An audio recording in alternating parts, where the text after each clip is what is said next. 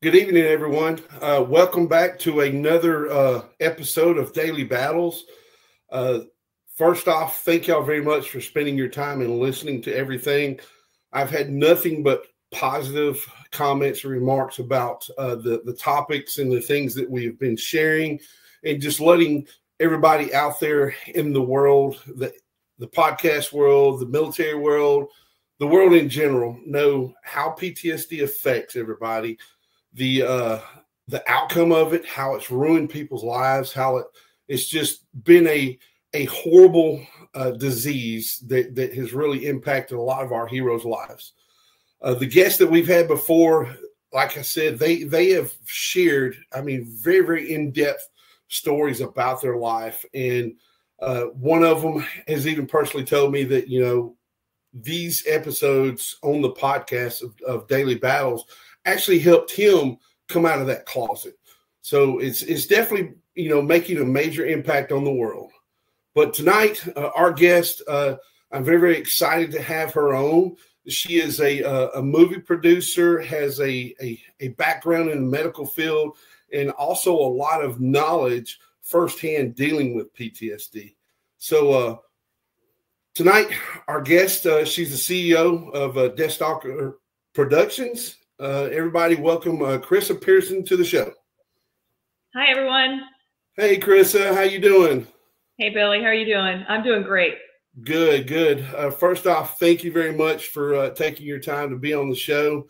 I know that your experiences in life, like we spoke on the phone, and just what you do for a living is definitely, it has a true story, definitely a lot of positive things that'll just let the world know exactly how PTSD affects everybody, and doing it, and no pun intended, doing it to where people know outside of the medical field, as seen from the eyes of a person, instead of just somebody looking at a piece of paper and saying, you have PTSD. So, again, no pun intended. I know, we spoke, and you've definitely told me your experiences with PTSD. And I loved hearing that, because it really goes along with the show, but again, with your career field in general, and then definitely your project that you're working on. I've watched the video that you sent me, and I know for a fact it's going to have an amazing impact to the veteran and law enforcement and even first responder community. So, before we finish, thank you very much for what you're doing. And I guess before we go into who Krissa is, I think we need to go ahead and introduce another person that's going to join us tonight. Most definitely. I have brought along with me my lead actor, who's also my business partner for Deathstalker Productions, and is also my husband. So it's very it's a tight family, and I brought along with me Andrew Pearson, who's going to be playing Sergeant Barney Griffith in the movie. Hey, Good everyone. evening, Andrew. I don't know. I hope I can live up to that introduction. That's all I can say, So, first question, Andrew, I got to get it right off of my chest. Barney, do you have one bullet, or do you got a gun full of bullets? I hope we have a lot of bullets. It's always safer that way, right? And I say that jokingly, because my time in law enforcement, my mother, she always called me Barney. And she would always ask me, do you have your bullet in your pocket? Finally, I just put one in my pocket and said, Mom, it's here. Little did she know, my Glock 22. Yeah, my Glock 22 had a mag full and a few extra mags on the belt as well. So, again, thank y'all very much for being on. Like I said, what we're talking about tonight and the outcome of what we're doing to get y'all's project out there, I really think that it's going to help our hero community. And I try not to say veteran, because, me being a veteran and a former police officer, I think hero is a little more, the way to say it. But again, thank y'all very much for what you're doing. I know for a fact it's going to be a positive, outcome, and very, very helpful tool to prevent the statistics of 22. Yeah, so we are hoping that our film, because it is a fictional horror film, and I always have to stress it's fictional, but our hard themes of tackling PTSD, tackling veteran suicide. If this film and its creation saved one life, then I did it, and that's our goal, is to get people talking, enjoy the film, but when the film is done, to really have a little more hard conversations and more people understanding what it is that our heroes go through. I mean, most definitely, you know, as when we spoke on the phone, I told you how veterans off-road riders started, and then boom, I had two veterans just, you know, come up to me and it's like, this is what we needed. And that's when it started the drive for me to take, you know, VOR into a different world and community. And then out of nowhere, just listening to Marcus Luttrell, I said, you know what, let me be candid, get out here, tell everybody exactly what it's about, and just don't put no tape on, no bleeps, nothing like that, and just say what it is and how it affects everybody. So Chris and Andrew, where you all both from? Ladies first, please go ahead. Thank you, Andrew. Well, I'm originally born in St. Augustine, Florida. I grew up across the country. My father is a Vietnam vet, and growing up with him and watching how he struggled to hold jobs and struggled with daily life, it really impacted me as a girl, and I decided I wanted to go into nursing. And currently, right now, we're in North Carolina, in Pinehurst. I call it I'm in the witness protection plan because I'm just surrounded by nothing but trees. And Andrew, what about you, brother? So early part of life, I grew up in Connecticut. Father was a non-vet, which I tried to ask him about. I never knew anything. The only thing he said was, please don't ever go into the military. And I'm like, okay, that's not really telling me anything, Dad. Can you tell me about what? And I'm like, I don't know if that's the answer, but my grandfather was a chief in the Navy. So I watched firsthand between the two. I think my dad kind of just shut everything down and kind of wanted to forget about it, to be honest with you. And my grandfather, I mean, I loved him. We called him Chief all the time, and he, you know, and he was part of World War II. Not much difference. I mean, he liked his cigarettes and he liked to drink a lot, and we watched it take a toll on him. But I mean, you know, what are you gonna do? He needs to enjoy whatever he wants in life, and that's how he looked at it. But it was tough growing up. It really was. You know, when you have that in your family and no one really tells you about it, and you don't realize how hard it is until you start learning on your own about it. Most definitely, with, you know, as you stated, you know, his smoking and drinking, to us, and, you know, in the medical field, that's coping skills. Yeah. I started this habit when I was 14 years old, and at 52 years old, I still have that habit, and that's one of my coping skills to help me out with PTSD. So definitely, I understand what Chief was going through and why he needed that. Yeah.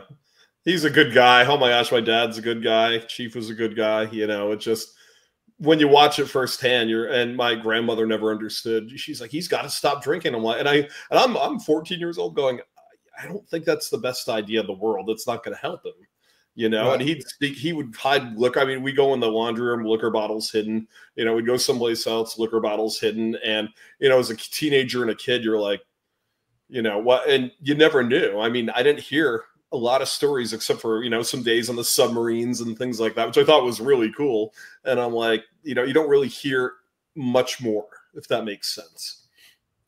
No. I mean, it's in us in that mindset. It's real hard for us to just open up to somebody that we don't trust, and that's the true meaning of a hero's term, brotherhood. That butting heads, the blood shared together, that's where we open up. And, you know, my father was a Vietnam veteran, and Dad was very, very candid about his time in service. You know, growing up, all I knew that my dad, all I thought he was in the honor guard. That was it. And, you know, come to find out, my father was a door gunner in Vietnam, and, you know, was in 3 helicopter crashes, and I see why Dad was so quiet about it, because that's me. You know, my kids, other than my son that's in the military, I've really never shared the true stories about when, you know, I was deployed in the sandbox and things like that, because one, I didn't want to horrify them. You know, we know as family members, you want to feel bad for your family members and try to, you know, comfort and console them, but you don't do that to a veteran, and that pushes us away. So I see where you're going with that. So most of the time I really go into like a resume with everybody. Carissa, you know, we've shared your career field, being a nurse, and really talked about that. I definitely loved hearing, you know, how you've experienced PTSD firsthand, and just, you know, I guess brief description, story of some things that you've seen, and maybe things that you've seen to help individuals cope with it. So I've been a nurse for 30 plus years, and in that time frame, I have been in more, I have experienced a lot of different opportunities in different fields. And PTSD didn't rear its head for me for a little while until I started working in trauma and the trauma units and in the ER. And then I started learning that there are better ways to approach people, and you just can't take folks for face value when you're walking into a room. I got my first scare. Well, my first scare as a child was with my father. He laid down for a nap, and I wasn't a very good kid. I'd like to do what I want to do, and I question everything. And so I opened the door and proceeded to try to crawl into bed and take a nap with Dad. And I ended up not in a very good position. And Dad was, I'm lucky that I survived it, because Dad was not in a good place. So I learned quickly, started learning that you have to be careful when you approach people, and not everybody has the same upbringing as you do.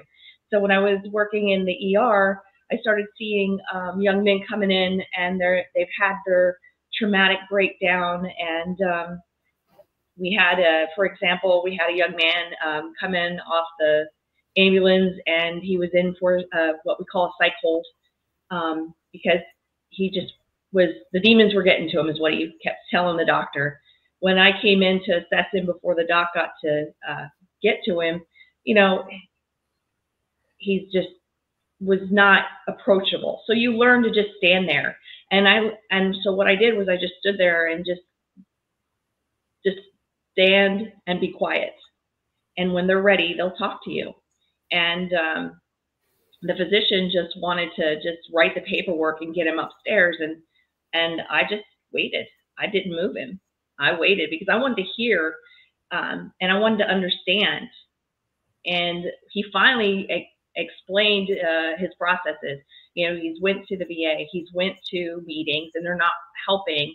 And he's not understanding the medications that they're putting him on. He's not understanding the side effects of those. No one's listening to what he's feeling and what he's going through. So that was my first aspect of that. My second part of that was later on a trauma unit, after dealing with a police officer shooting and working in the room and having to listen to the trauma of that. It's completely different than the trauma of our soldiers, but it's still the same, and it's still very fresh. The nightmares are real. I've stood at bedsides and I've watched the heart rate shoot up. I've watched the thrashing, and you can't just wake them up. You have to do it in a very specific way, because otherwise you're going to be the one that gets hurt, and then they're going to feel really bad about it, because it's your fault as a nurse because you know better. But there's not enough training in the nursing curriculum on how to handle this. It's very lightly talked about. There's not enough research as well. And from my point of view, to prepare people to know how to handle a situation and know how to be present and empathize not sympathize, but empathy. Empathy is not something that you can just easily teach somebody. It's a gift, I think, with that. And then when COVID happened, that was the hardest for me because I really didn't think it was going to bother me. And I don't know why, because I put enough people in body bags throughout my career. I mean, death happens for a nurse. We try not to let it happen, but God takes people. You're not here forever. So when I told Andrew that I got tapped to go up to the COVID unit and start working, because at that time I was working cardiac cath lab, and that's where when you have a heart attack, you come in and we've got to save your life, and otherwise you're going to pass. So they shut down the any special procedures, which pretty much shut down the cath lab. And the only time we were getting called in to work was for code STEMI. So the director asked me, because she said, Carissa, you have such a great bedside manner and you understand and you're not afraid of anything. I'd like you to come up and walk in on the unit. And it spooked Andrew a lot, because here his wife's going into the trenches of the pandemic, and people aren't surviving it. And I think the hardest part for me, walking in there, putting a suit on, wearing a mask the whole day, watching complete families get ripped apart, being told by administrators that no one was allowed to visit because it was such a deadly disease. And it was. They would come in, their lips would be blue, their fingers are blue, but they're still talking to you. They're still functioning, and the numbers don't match with what I'm looking at. And we didn't have enough information to be able to treat the patients, quickly putting them on ventilators. A lot of people, I gave them opportunities to say goodbye to their family, to talk to them, not really say goodbye, but just because they weren't going to be awake and alert, because I'm paralyzing them and I'm sedating them. So they can't talk to you. They don't even know what's going on. So you're pretty much shutting them down so I could fight this illness, put them on their bellies, put them on the ventilators. And it was hard for me because a lot of the people that I did that to at the very first few weeks, they didn't survive. And so when you had to call the family and tell them that their loved one's gone and they didn't get to say goodbye, it killed me. It was devastating. I didn't think it was going to hurt that bad, but it did. And then after a few weeks, then we started getting whole families in at the same time. Mom, dad, sister, aunt, uncles. And in one day, and we do 12-hour shifts. In one 12-hour shift, I lost at least 10 families. And that's not exaggerating. So for me, it was hard because I would go home and I'm coming home to a husband, and these people don't have, they're gone. Their families are gone. So it took a lot. And I hit alcohol for a little bit. That was my crutch because I didn't want to feel this. And I still had to get up, and I still had to go back in, and I still had to do my job. I mean, I was filling up hot water gloves to simulate hand touching because I couldn't stay in the rooms that long. I had to get in and get to the next person. So we were putting warm gloves in people's hands so they didn't feel alone.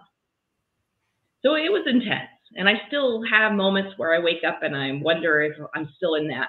I hate putting on any PAPRs. If I have to walk into an isolation room, I have to remind myself it's not COVID.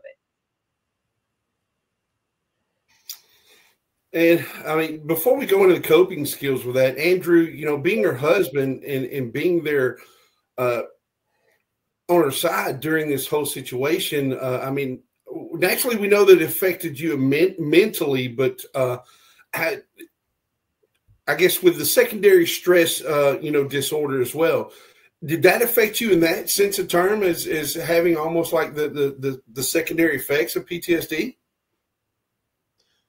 Let me just say it was a very rough time during COVID. I watched, we didn't even know what it was. No one knew what it was. So that added an element of not scare. I'm not that type of guy that gets necessarily scared. I like to be prepared, if that makes sense. But I kind of watched it unwind with Carissa. At the beginning, it went through these phases. It was like, we were scared. We didn't know what this was. Take your stuff off of the door. Then all of a sudden she's coming home. People are dying in numbers. And I watched her attitude keep changing and changing, and it wasn't getting better. And we didn't, and I'm like, maybe you shouldn't do this anymore. And there would be fights about it, and there would be arguments about it. And, you know, and I'm like, and I caught her drinking, and I'm like, you've got to stop this. I'm going to pour out all the liquor. I mean, I'm to that point where I'm going to pour the liquor out. And we had a lot of, I said, you've got to stop this immediately. You've got to. If we have to have someone help you, that's fine. If I can't do it, but you've got to stop. I cannot be married to an alcoholic. And I knew how hard it was. And I just knew, you know, as her husband, I mean, we've been together. The only reason I never ended up in the military, I was in a relationship when I was about 18 to 21. And she didn't want me in the military. And I'm like, okay, what do I do? Lose my girlfriend who was going to be my fiance, or go in the military? So I made a hard choice, and then we ended up breaking up anyways. But by the time we broke up, I was already in entertainment. That's when I met Carissa. So we have I mean, I'm not young. I may look younger than what I am, but I'm not young. We've been together literally since I was like 21 or 22, and I'm 51. So, I mean, oh, you're young, man. You know, but at the end of the day, it's like we've been together so long. I'm like, I didn't know what to do. You know, right. It's like you're at that point where you're like, oh my gosh, you know, it's like, okay, threatening, don't drink anymore or I'm going to divorce you. That doesn't work. You know, it's like you just go through all these things, and it's like they have to wake up on their own and figure out, I've got to stop this, and we've got to find a way to cope with it. It was tough because those were hard arguments. And, you know, I'm a nurse. I have to do my job. But I couldn't tell him what I was going through. I couldn't even describe it. And like you said, the brotherhood. Well, we have a sisterhood in nursing. And I figured out I need to start talking to my colleagues. And what we started doing that helped me was we started messaging each other. And we have a meme that everybody would probably laugh at. But when the shit gets tough, we hitch the wagons and we're going in, sister. Because everybody else is running to the hills when the fire's going, and we've got the fire hoses, and it's on because we don't quit. We are going to solve this, and we're going to take care of people, and we're going to teach them how to live. But we also have to take care of ourselves. And I think that was the hardest lesson for me, was learning how to speak up and tell people, I can't do this. I need to do this instead today. Can you give this section to this person? Because we had different sections in the COVID wing. So. Right. We started taking care of each other, started making sure that we had our breaks, that we didn't take the hard patients every single day. And then as it progressed and we started winning, it felt better, you know, but the nightmare of it and the pain of it, it's still there. But what I have found for myself is I talk to my other colleagues. We talk about it. We call them trauma bonding. That's our conversations. We're going to trauma bond for a little bit. And Billy, the hardest thing, and I'm sure you hear this from other family members and whatnot, is when you love someone, you don't know what to do. No one prepares you for this. You don't know. I mean, there's no book. I can't open a book and figure out how to solve what's wrong with Carissa. And I just know there's no manual on what to do. Right. It's something that in the awareness part, it needs to be, you know, put out there. Not as far as, you know, we know there's no manual to say, well, if you do this, and this, it's going to be okay. It's one on our side, the reality. And I'm speaking, you know, with experience because, you know, me and my wife, we haven't been together, you know, several years. So it's nothing that she adapted to my lifestyle, my career field. We got married after I left the career field. So, you know, when we first started dating, I told her, I said, look, I'm going to have nightmares and I'm going to start twitching like I'm having seizures. Don't touch me. And she said, well, I'm a mother. I can't. I was like, if you have to, just pat my back. And you know, her with that nurturing part of being a mother, it's natural reaction. And I told her, I said, look, in the past, I've hit women, I've grabbed, and I can't live with it. You know, I'm not a small guy. And unfortunately, I've always attracted very, very short women. And to put my hands on a woman, that's a cardinal sin in my book. It's worse than, you know, and I say this, worse than 10 Commandments to me, because My daddy point blank said, you touch a woman, your man card is gone.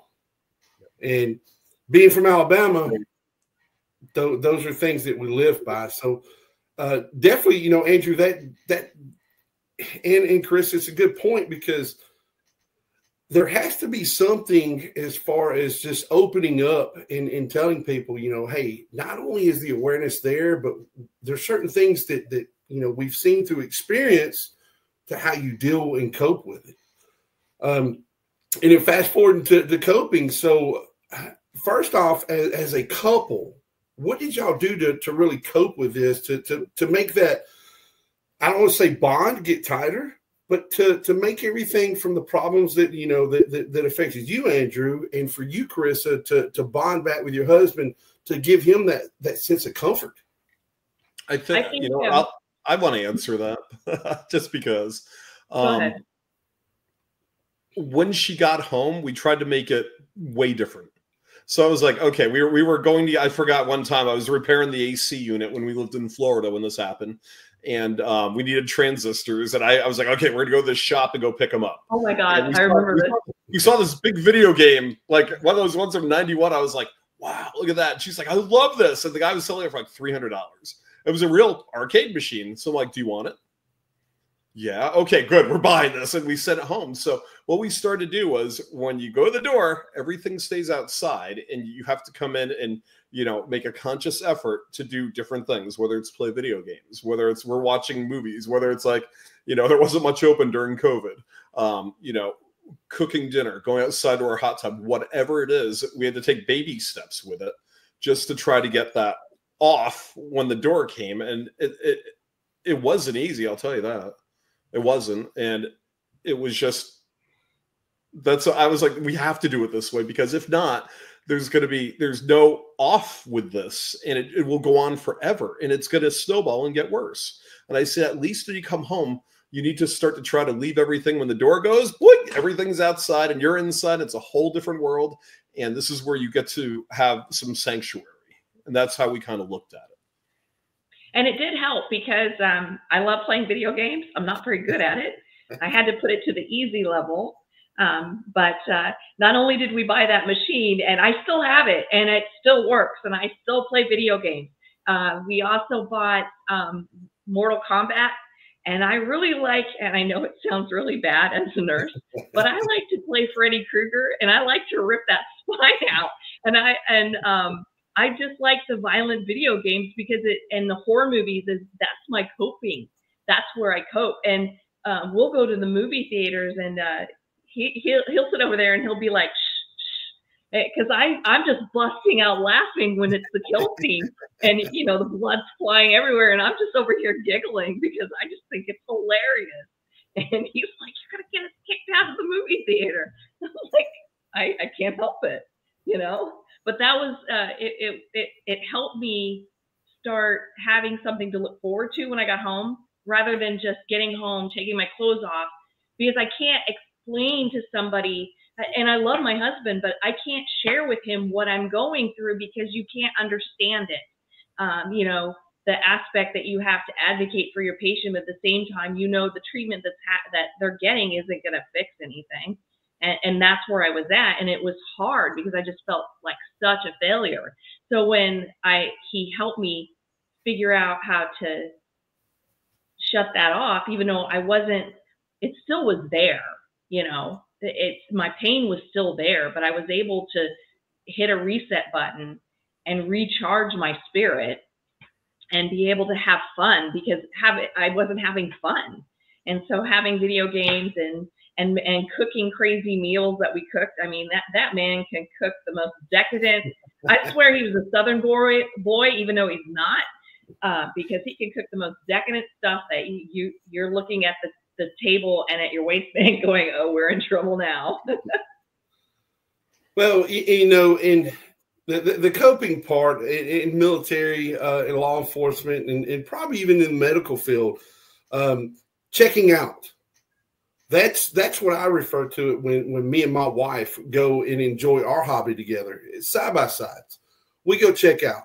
It gives me a chance to take that that mental level of I want to crush everybody's head, rip their necks off, bring it down to you know, a little bit lower. But even with my wife, it helps her with coping skills on things that she's experienced in life too. And it, you know, the smile that you two had on your face while y'all telling that story, it, to me, the same way. We're riding around this side by side, and even though my wife complains about how loud I play the music, I can turn and look at her and see her over there bobbing her head.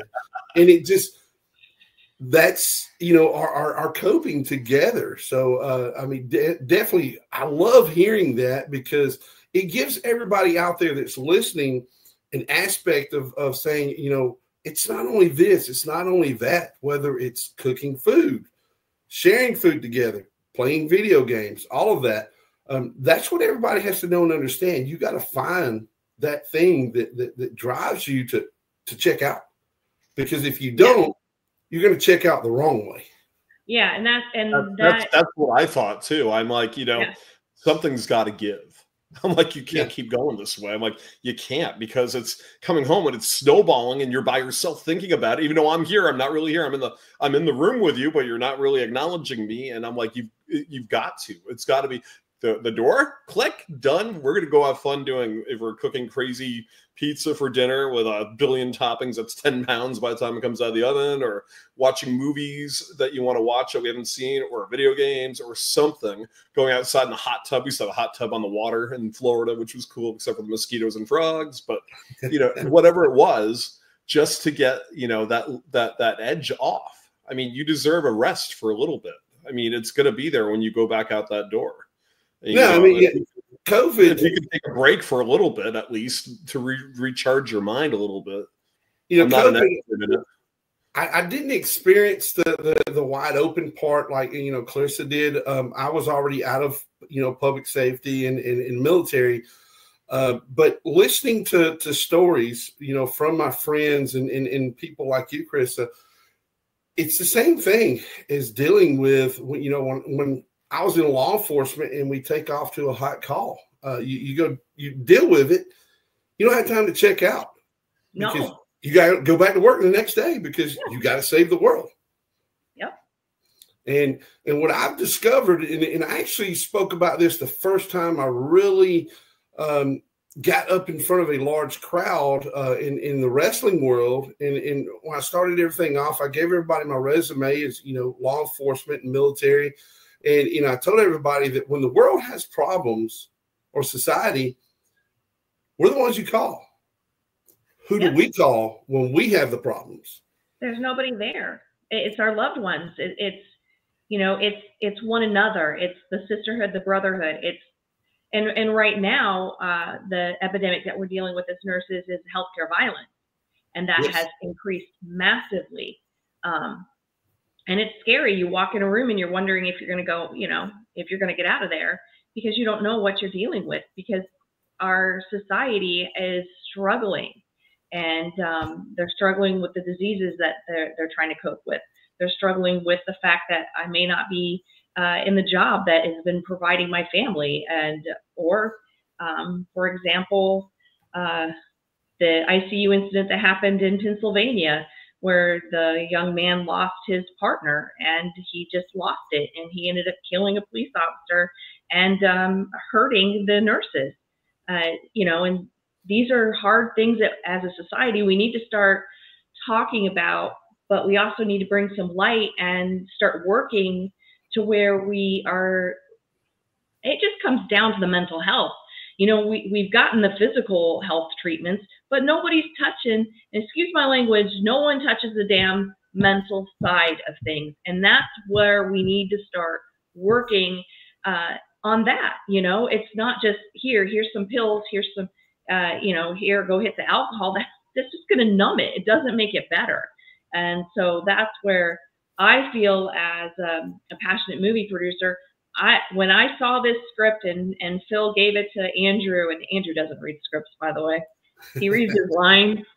And so, but he's getting better, because he's asking me lots of questions about what I'm doing with this movie. And he's been really involved in the sections that he needs to be involved in with the scenes that we have. But it spoke to me. It spoke to me because my father was a Vietnam vet, and I had to pull it out of him what he went through, and I had to watch him break down so many times, and there was nothing I could do because I wasn't a brother. I was his daughter, but I wouldn't quit. I was a kid that just kept asking the questions, and I wouldn't let him shell back. I wouldn't let him go back in his shell, and I just knew that there had to be a better way, and I went into nursing to help people. And so going through all that, when I saw this script, I'm like, this is it. This is my baby. This is what I want to do, to at least have an opportunity to make people aware of the changes that need to be, and give a platform that is a little bit, to me, a platform that speaks to what our veterans and people that have the trauma go through, because we're going to showcase that in our movie. What I think was the hardest thing, you know, I looked at the script, I'm like, well, okay, this will be fine. And I had 2 scripts to look at, and you know, Phil's like, Andrew, you're going to play Barney. It's fine. Okay, I've played military police before. Yeah, all the above. I'm like, that's fine. And we started doing some early marketing on the movie, and I'll never forget, our director is like, we can't put the military like this in the movie. And I'm like, what do you mean? I was a killer and everything. And I'm like, well, that's real. And I said, sometimes you got to shock people to wake them up. And I said, you know, this is a real thing. And if this is what, you know, if it draws light into it at the same time, but what we were most concerned, we started running marketing for Soldier's Descent. And I remember Phil, I was traveling one day, and Phil's like, Andrew, we got a problem. I'm like, well, what's the problem, Phil? Someone's asking, you know, is this about veteran PTSD? And it's a doctor.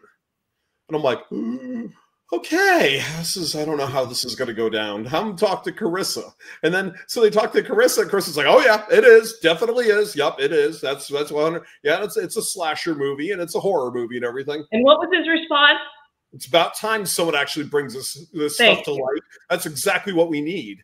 And as the movie, and we didn't, a lot of the stuff early on with the Soldiers, the set was scaled down. We were kind of like, there's some military, but it's sort of like fighting them to bring it back. Trust me. We had as the early stages of the development for the movie and whatnot, people were reaching out, and it's funny because I had so many people telling me stories, and one guy's like, Andrew, you know, I was in the Marines, and I said, well, you know what I'm doing now? No, it's great. And I said, so you think a slasher film with this is good? He goes, I'll tell you a story. I was working at this school, and a friend of mine worked there. He was a vet with me, and they had written me up for some reason. He was like a sales manager or something, this former Marine. And he goes, you know, and they were going under management changes, and they sent him home for the day. And his friend called him, are you all right? Are things good? And he's like, yeah, I'll be fine. I'm coming back tomorrow. It'll be fine. The next day, his phone rang, and it was his girlfriend on the phone. And out of the blue, he goes, Andrew, the guy killed himself. I'm like, what? I'm like, what did you, like, he goes, Andrew, he was perfectly fine the day before. He was asking me if I need anything, you want to come over or anything. And then all of a sudden he's gone the next day. And he goes, so what you're doing needs to be out there. Anyone talking about this subject at all, it needs to be brought to light, because no one does. And it's all hush hush. And you don't know how many people this affects. And then we started doing more. We were at I took Carissa to go see Robert Englund at a horror convention. And I was wearing, I have a jacket that says Soldier's Descent on it. And someone goes, oh, are you in the military? The first thing is, I'm big. I'm 6'3". I'm the guy in the video you saw. But the first thing they think is, you know, I'm former military or a vet or whatever. And I'm like, you know, I didn't serve. I play military a lot in movies and things, and same with police. And he said, well, what's the movie about? And we started talking to him, and I said, you know, it's going to cover a lot of topics besides a horror slasher: PTSD, vet suicide, alcohol and substance abuse, domestic abuse, all in one movie. And when we first started going into this, we're like, you know, we've got to, and I went back and I'm like, on the beginning of the movie, when I'm being rescued, we need to add in some trigger things into this to really build this, because we're not doing it any justice with me running around killing people without having reasons why. and what's triggering my mind in this movie. So Carissa's like, and I said, I already have this vision of how the rescue team's going to come in, how it's going to be done, the triggers that are going to be put in. And then we added PTSD groups in the movie because they're like, you need to, this is what, and the vets were telling us what to do. You need to add a PTSD group in the movie. We're like, do it. I'm like, I'm all for that. And then I was watching a documentary, and I wish more people would watch documentaries. Some people like them. A lot of people they want to be entertained. That's why this movie's fun, because they want to be entertained. But I was watching a documentary, and the guy's like, they keep giving me pills and they're not working. And it's like, there are days I literally, and he said, I want to blow my head off. And I'm like, and I'm sitting there going, okay, and there was a pattern of this. I was watching in the documentary. I said, Carissa, we've got to add some more things to this. If we're going to do it, we're not Sony, we're not Universal. We can do this. The big studios cannot touch this. We can. And I said, it's going to create some controversy. And we found out the veterans were coming to us. We have veteran producers coming on. I have actors that are veterans. It's like, it's more and more. We even have a dog that's Hey. Am I giving away your thunder with this? I am, aren't I? Yes, you are. You're we have yeah, we have a dog that's coming on that is with one of the vets, and he's like, can my dog be on set? And I told Chris, not only can he be on set, he can be on the movie. That would be great, you know. And it's like we figured out if we can bring light to it. And I said, and I told her originally, I said, with the movie, because our goal is for it to be in theaters at least on a limited run. I said at the beginning, I've got to go on and say, hi, I'm Andrew Pearson. I play Sergeant Barney Griffith in A Soldier's Descent. This movie deals with a lot of hard topics and may be difficult for some to watch. We're going to cover this, this, and this. At the end of the movie, we're going to have some resources for you or someone you love to help cope with some of the things covered in the movie tonight. And they did that with Angel Studios with The Sound of Freedom. And I'm like, we're doing that with this one. And maybe when it goes on home release, it might just be a screen of stuff said and then maybe at the end. But I said, we can be responsible filmmakers. We don't just have to put out a horror film. Let's add this stuff in there and let's drive it home, because people are telling us that the vets are even more excited than our horror community about this movie. And there's a lot of graphic stuff in it, but I'm like, I said, Carissa, we're listening to the wrong audience. We got to listen to the vets because they're telling us they want the movie. Well, no, I got to stop you there because I'm the one that was saying it the whole time. And you know, I have a director, Guthrie Lowe, who at first was just like, yeah, no, I just don't think that's going to go. And I said to him, I said, well, it's a good thing you're just the director because I am the senior executive producer and we are producing it the way I want it. And I didn't get any pushback. He goes, all right, well, let's see what you come up with. So we took Phil's script and I wouldn't say we gutted it. We just built Barney to where you're going to love Barney, but you're going to understand what Barney's going through. You're going to feel those aspects because he can't tell it to you. So if he can't tell it to you, then we're going to show it to you. And we're going to show you what it looks like when Barney wakes up out of that sweat. And you're going to witness one of his nightmares. You're going to witness his guilt from losing a buddy.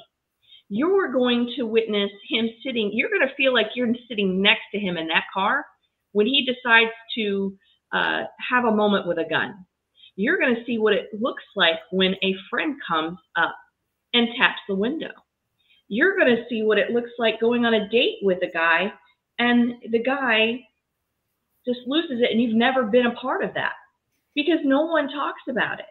And a lot of our military and our police officers and even our ER doctors, they deal with these real life situations. And so I wanted to showcase it more and I wanted people to walk away and go, wow. And really start having some hard conversations. And I just want to shake it up a little bit, you know? And with that said, when Andrew had the luxury of talking with a veteran that he bought me a little teddy bear that looks like it's going to eat you. You know, he's going to eat your heart, rip it out. It's romance like that, okay? Yeah.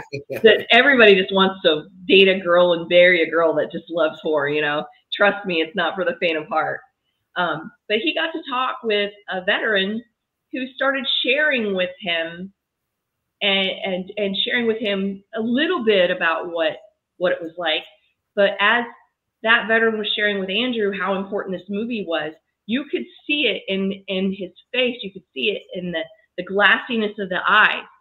And the one thing that touched my heart was when the wife reached over to put her hand on his arm, to me tells me I'm doing the right thing. I've got it. I know that this is going to make a difference, because even the wives and the spouses, you're affected by it, and it kills you to watch your loved one go through something that you can't just take it away. You can't just put a Band-Aid on this. And that's where the scenes with the doctors, the doctors are the problem with doctors is they don't spend enough time with their patients and listen. And if people would just listen, we might get a little bit further. And, like I said, empathy can't be taught.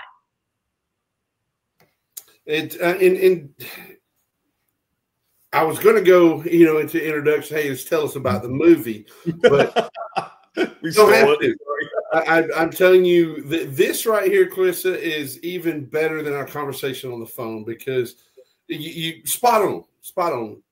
You can't tell somebody about it unless you literally show them about it, and that's a good visual thing for our heroes to know and see, because there might be trigger warnings or signs and stuff like that they just see, in Barney in the movie, and then go, boom, this is what I need to do. Or even, individuals, like you said, that you were just sitting back watching. It's definitely, it's going to highlight tons and tons of things that will let the dumbfounded know that, PTSD is not just a bottle of pills, and for people to sit there and say, all right, you do this, and this. Me personally, I know it took 7 different pills before I had the one that helps me cope with it. And that's not a Band-Aid. It's not a tourniquet. It's not a fix. It's not a fix. Yeah, you just have to. It's something that we can't make this go away. So we have to figure out how to make it better, but also how to educate the stupid, because they're only ignorant because they are not in it with you. And if we can't tell them about it, because I can't tell you what this feels like, but if I can show you what this feels like, and if you can quietly sit there, like I shared with you, I sit in my rooms with my patients. When just the other day, a 28-year-old got diagnosed with stage 4 lung cancer. The doctor diagnoses him and walks out of the damn room. Now, I'm not mad at the doctor, because the doctor needs to move on. Now it's my turn to do my job. I go in and I just sit there. I tell my team, I take it. I've got things I got to go do. They know what I'm doing. I walk in the room and I sit there, and I don't say a word. I just sit there, and then I'll start, trying to talk a little bit. One lady, I ended up playing music that I knew she would like, and it hit the chord and the emotions come out, and then we can start talking. And you build a bond to help them. And then you start talking about other things, and it starts to snowball. So with this movie, and you know how passionate I am about it, because I talked your leg off and I begged you to let me come on your podcast. Because I'm so passionate about what I want us to accomplish in this movie. And I know that Andrew's going to do a wonderful job, because he's done a lot of research, and he doesn't have the PTSD aspects that we have, but he's been there. He's sat in the room, and he's doing the work, and he's trying to make sure that he can land and give Barney the dignity that Barney deserves to be given, but show people what this is like. And I know that my crew are going to it's going to touch everybody that's working on this movie. It's touching them already. It's already, people are having the hard conversations. Carissa, how do we rewrite this scene? How do we change this? We have rewritten PTSD Nightmares 6 times. We've been working on the script with Phil since was it October, Andrew? Yeah, pretty much October. My script work days are days that are like 12, 16 hours on the phone with Guthrie, and then following up with Phil and just rewriting things. And we feel now we finally have gotten it to a better position with it. And the proof of concept was a challenge when we filmed that, because I can't, for a proof of concept trailer, it's just a very tiny little snippet, so you get a taste of it, but I couldn't dive deep into the PTSD aspect because it's just a little snippet to get people interested in the movie. Right. Well, definitely, you know, listening to you, listening to Andrew, y'all are going in the right direction. You know, Andrew, you're getting a lot of key sources and information that's going to help you, that when you get out there and act in front of the camera, you're going to push it. So definitely, I look forward to seeing the final of it, and don't want to do the end part of it, but we are getting about ready to wrap up. And, you know, those of y'all listening, A Soldier's Descent is the name of the movie, and definitely we're going to be putting all the links and information on this posting and in podcasts about how you can know more about it. Definitely ways that you can help them with this, because, you know, them being independent filmmakers, they need a lot of support from everybody out there. And, you know, we can't make it happen without, you know, those of y'all that have the helping hands and stuff like that. So one of the things I like doing before we wrap up is, you know, Andrew, I'll start with you first. If you got any words of advice for somebody that's experiencing PTSD moments, or just the moments when they're in the crud, what's your best advice for them? You're not alone.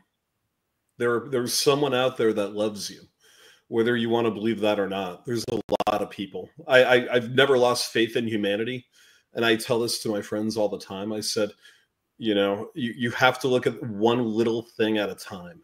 There's someone that does love you. There's someone in this world that cares about you. And you just have to let them come into your life and understand that. And there are people that want you to be around. There are people that love you. There are people that don't want you to leave. They need you in their life. So great words. Carissa? You know, it's hard to go after the A-list actor there because he has a big heart, and that's what I love about Andrew. And I guess what I would say is, don't give up. Don't stop doing the work. Even if you can't put it into words to your loved one, just don't go away. Don't end it, because you're valuable and we need you. And, you know, you matter. And you see you see all the time, folks have, some folks wear, you know, "You're not alone, you matter" t-shirts. And I just think that even though you're one person, you still matter, and you matter to us. Great. Well, definitely, Andrew, with you, brother, thank you for highlighting the I don't want to say needs, but the key things that's going to help, you know, prevent my brothers, my sisters, and even all of those listening brothers and sisters. You know, what you're doing is you keep helping them, you know, prevent from becoming a statistic. So thank you very much. And thank you for serving, by the way, Billy. I know I didn't get to thank you at the beginning, but, you know, I always like to thank all our vets, because, you know, they give their ultimate sacrifice for our country, and they should get something in return. And with that being said, Carissa, I know that you don't hear it enough. Thank you for the countless hours that you have spent in those units. You are a hero, even though you don't think it, but you are a hero in ways that people do not imagine. And sometimes they probably don't even give you enough credit for it. Thank you. Because, you know, in the trenches, when we get shot, we yell "Doc," and the doc saves us, and they're the heroes too. But I mean, you in the civilian world, you have done more than what you think you have done. And, you know, the bottom of my heart and everybody listening, I know that we thank you for what you're doing. Well, Billy, thank you for letting us come on your platform and letting us talk about these hard topics. And I just have to say to everyone out there, we need your help. We're not a big production. We're not Sony. We're not MGM. We're not Blumhouse. We're just Deathstalker Productions, and we're an independent filmmaker. So we need some support in getting the funds raised, because I really want to make this movie, and I need the support of everyone to be able to make and produce this movie. And that's why we've come on. And I know that you have the links that you'll share later for that. And I'm not giving up. I am making this movie, and I can't wait to be the proud mama of it and sit back and go, good, it's done. And now watch to see everybody's reaction. Well, most definitely, I look forward to watching it and providing my reactions. And again, thank y'all very much for being on here. Thank you, definitely, it's been very, very enjoying and definitely, educational. So thank y'all very much. And everybody, appreciate you watching. Thank you.